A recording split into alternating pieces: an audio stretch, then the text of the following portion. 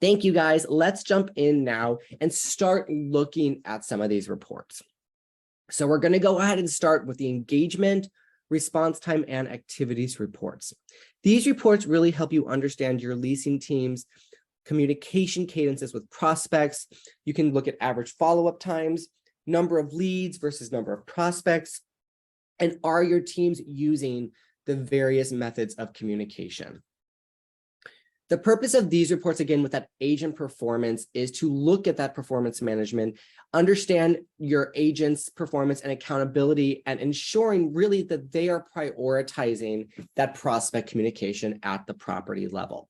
So that really is the why behind these reports, is really making sure that that is taking place. So these reports live under the leads tab over here on the navigation bar. So we're going to first start with your engagement report.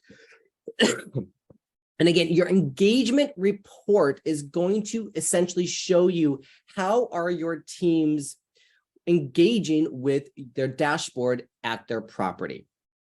So in our CRM series courses, we talk about the goal for properties to be at 100% with that engagement score by the end of the business day. This report is giving you that data on, are they meeting that metric? So from here, from this main page, and you will see with all of the reports we're looking at, you can filter by property if you want to look at all properties or just one or two.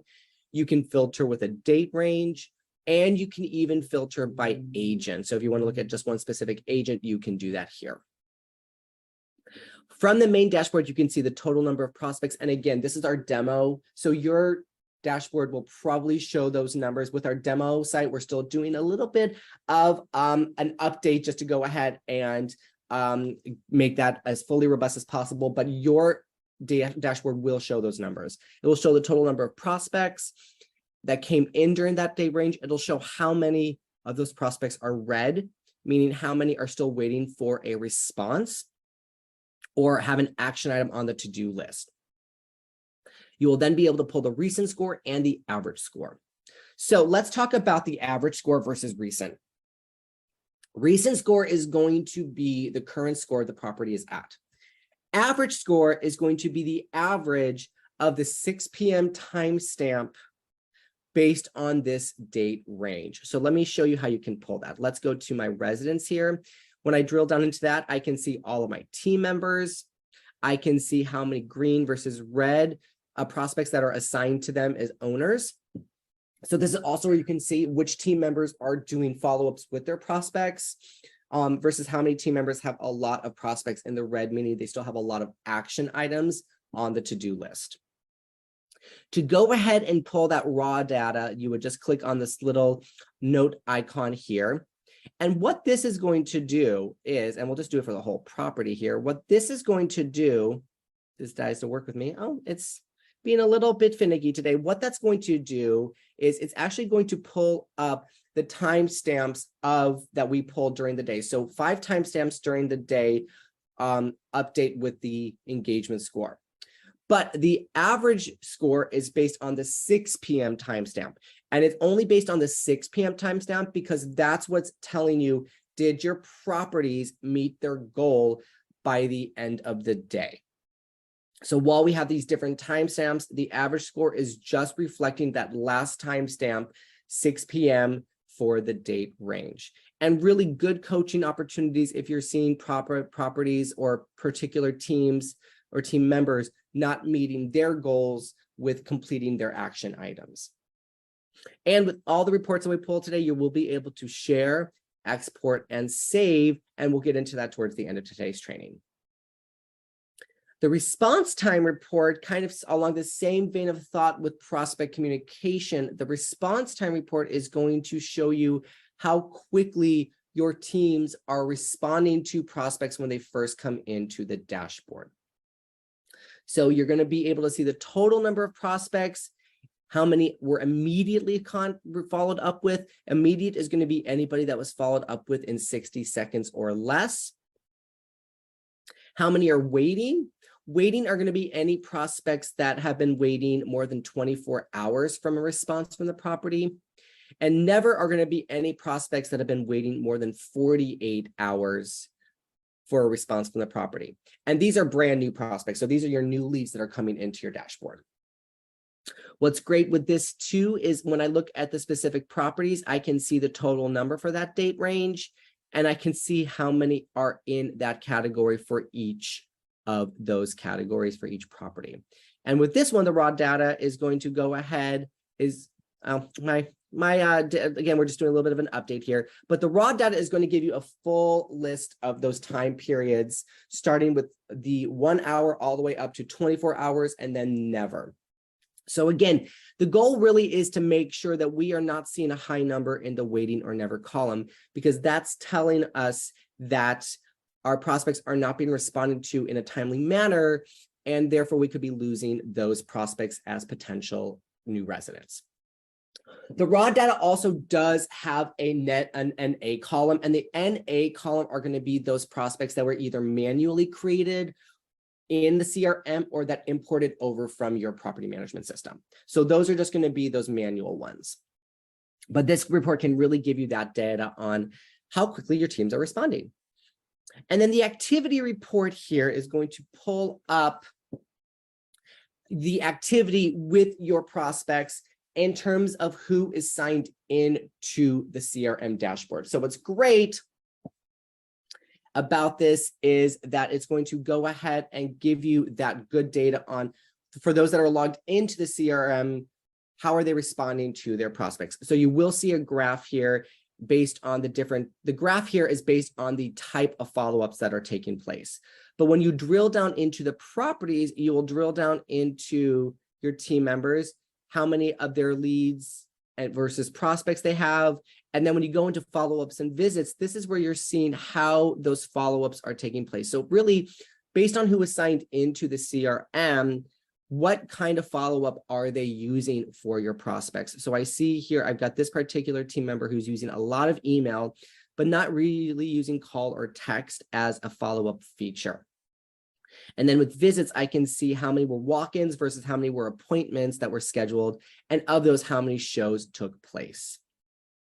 So this is really great because it is based on who is logged into the CRM, you are really seeing from your team perspective, which team members are logged in and completing work in terms of those follow-up communications with their prospects, even if they're not assigned to them. So again, great coaching opportunities if you're seeing one particular team member doing a lot of the prospect follow-up. And again, also ensuring that your team members are utilizing all methods of communication for prospects. We're going to go ahead and go into the calls and call log reports now, which is a central hub for all things calls and call recordings. The purpose here is to really monitor your agent's performance and call quality to ensure integrity with all of those interactions there. And then we're going to go into the appointments report, because the appointments report is going to be a summary of all appointments that came through during the date range past or upcoming. And really the purpose of the appointments report is to understand the value of the self-scheduling option through the Knockbot versus agent scheduled report tours that are scheduled manually through the CRM on site. And then really looking at of those appointments booked, how many actually were completed. All right, so saying under leads, the calls report is going to be based on, and again, your reports will show the data here. You will see the total calls that came in through from the date range, how many were answered and how many were missed. And you're going to see this is going to be a line graph situation here. So you're going to see the up and down the ebb and flow of your call answering rate based on the dates here. Anything in blue is going to be any calls that were answered. Red is going to be calls that were missed. The goal really with this report is to see how many calls are connecting to, how many incoming calls, sorry, are connecting to the property versus how many are being missed or potentially rolling over to voicemail. Really, again, the goal here is to see majority of our calls being answered and we're not missing a lot of calls. So the data here is going to really be able to show you, are my teams answering the phone and picking up those calls that are coming in, or are we letting calls roll over to voicemail, even if there's an agent available to take a call.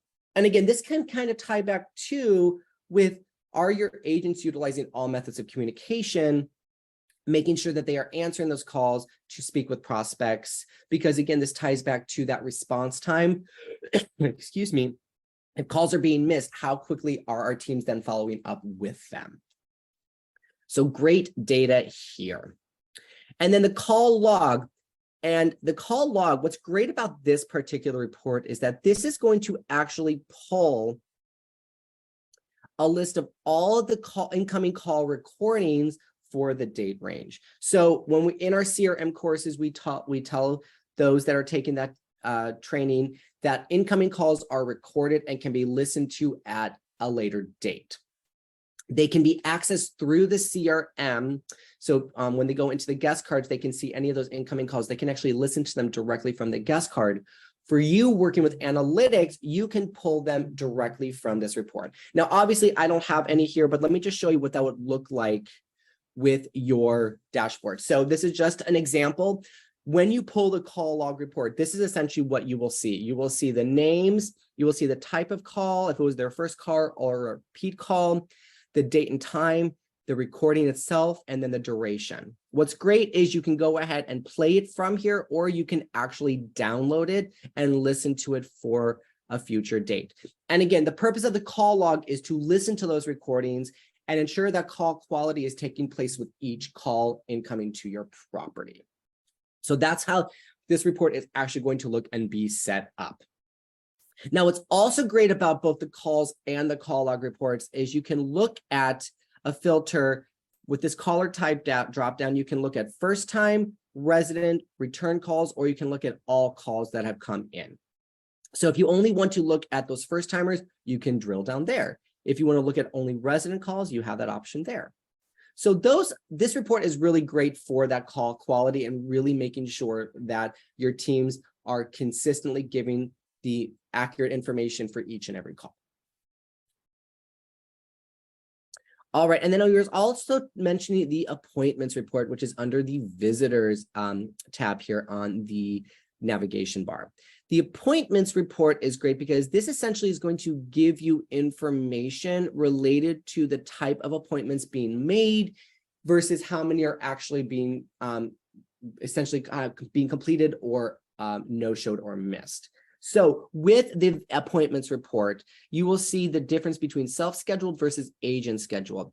So the self-scheduled are going to be those appointments scheduled through the Knockbot, through your property's website. Agent scheduled are going to be manually scheduled appointments by your team members at the property. So this can give you data on which of the two is bringing in the most appointments booked. However, when you drill down into the actual type of appointment, you will then see of those types of appointments that were booked, how many actually visited versus how many no-showed or canceled. So what's great about this is that really gives you that data on what type of appointments booked is bringing in the most tours versus being missed or no-showed.